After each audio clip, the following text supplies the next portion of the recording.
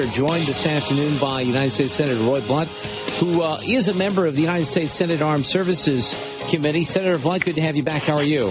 Hey, Mark, I'm good. Good to talk to you. On that topic of the messaging tonight, I mean, the vote has been delayed in the Senate. There seems to be a question about this Russian plan that was put on the table. You think the speechwriters are changing things as we speak?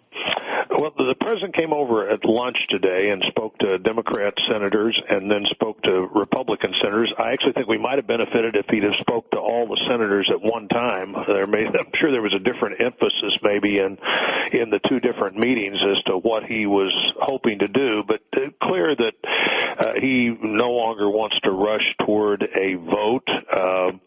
And at least at this time, the stated reason for that is to create a chance for this Russian initiative to work out. I'm not sure how realistic the Russian proposal really is or what they intend to do. I do know that sometime during the day today, they said that for this resolution to move forward, every country would have to renounce military action. It's hard to imagine that we're going to let the Russians decide whether we at some future date use military action in Syria or not. But as you know, Mark, I was not for the resolution that the president was supporting, nor did I think that the tactics and strategy that he was pretty specific in asking for were the kinds of things we ought to be doing now. I think John Kerry yesterday described this as an unbelievably small strike.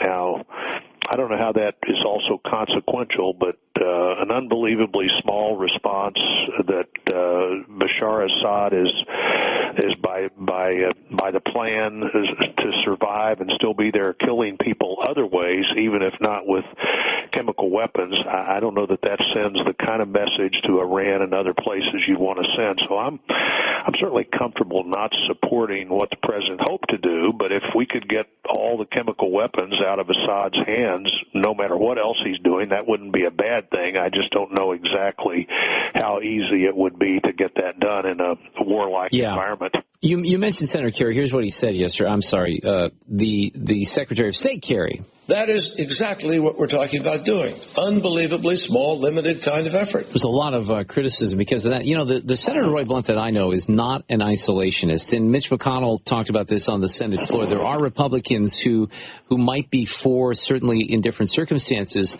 the use of force. But your position is the case has not been made. Well, I think that the case that has been made doesn't seem to me to be hardly worthy of the debate. Frankly, if we have this huge debate, and it's very hard to get senators and congressmen to support what the president wants to do, and then we have a unbelievably small response that Assad survives by the intention that we intend for him to survive it and still be there in control while other solutions are sought. I don't know. I just don't think, Mark, that sends a message hardly worth sending. I thought early in this process, to your point of not being an isolationist, that some sort of international effort that we were part of that would create a safe zone in Syria so the refugees, 2 million of them, wouldn't go to neighboring countries and destabilize every one of those countries, and maybe even that the insurgency could work out of when it was still an insurgency that was internal in the country, not yet taken over by outside bad actors. As late as March of this year, I thought that still had merit, but in the Middle East, when you let these things drag on, you have no idea what's going to happen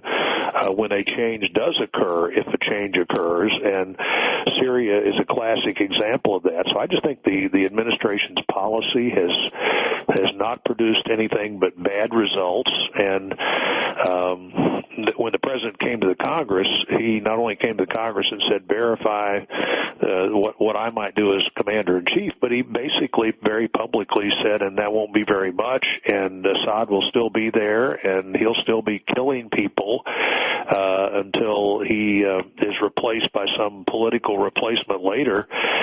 I'm just not. I'm not. There's another view of this, and if anybody, for those that are supportive of the president, I'm not going to be unreasonably critical of them.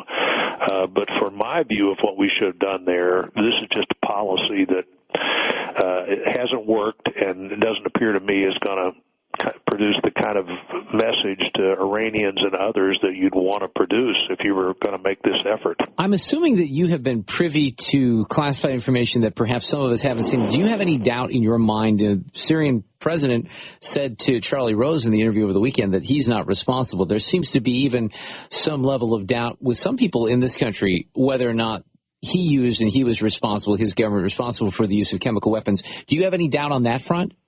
You know, I don't have much doubt. I think the president's view of this, that it's whether intentionally or not, it was done by the Assad government. Some view that some have that maybe it was almost a misunderstood order from somebody. I don't know about that, but I think it's clear that Assad has killed plenty of people and plenty of kids before this. So if we're just concerned about a person who has no appreciation for human life or anything but him staying in power, that's a threshold line that means we ought to do something to say, hey, you should not be able to do these kinds of things. But now whether we should do it alone and whether we should do it in any way that even could, when we haven't anticipated the response at embassies around the world or other places, is a different set of questions. So I'm prepared to accept the premise that the Assad government used these weapons. I'm just not yet convinced that we're doing anything that really changes the dynamic in Syria in a helpful way. Because again, our strategic goal is that Assad will still be there. And this is just a warning to not use these chemical weapons, but no apparent warning to quit killing people, just quit killing them this way. 100,000 people died before this 1,400 died, and a bunch of them were kids too, and a bunch of them were innocent as well. And I have a hard time in my own mind drawing that line, though I certainly join the president in absolutely condemning using chemical weapons, but I'm also concerned about killing innocent people for the sheer purpose of keeping yourself in control of a country. Understood. Senator Roy Blunt, always great to have you on. I appreciate it. We'll hear from the president tonight. We will. It'll be interesting to hear what he has to say and to wonder what he might have said 48 hours ago. That's very true. I think the message is changing. Thank you, Senator. Talk to you soon, Mark.